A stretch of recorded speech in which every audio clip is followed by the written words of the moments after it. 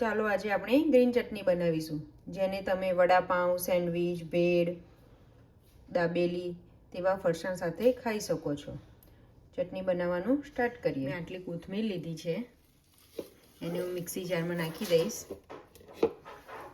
એની અંદર 8 થી 10 જેવા ફુદીનાના પાન નાખીશ, 1 ઇંચ જેટલો આદુનો ટુકડો, 2 લસણની કળી, 3 લીલા મરચાં.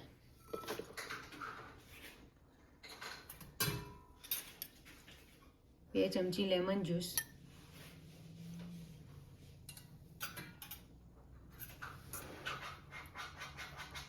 1 ચમચી દળેલી ખાંડ, સ્વાદ અનુસાર સોલ્ટ, 3 જેવા આઈસ ક્યુબ લીધા છે.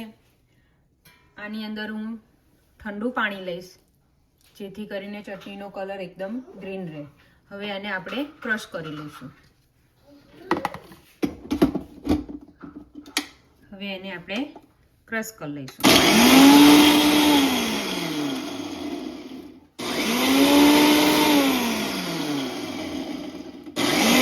થઈ ગયું છે.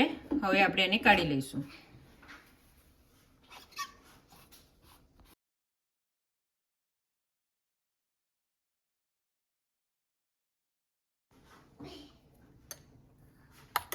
જોઈ શકો છો તમે, ગ્રીન ચટણી બનીને તૈયાર છે. વધારે બ્લેન્ડ નહીં કરવાનું, નહીંતર એનો કલર ચેન્જ થઈ જશે. આવો ગ્રીન કલર નહીં જળવાઈ રહે.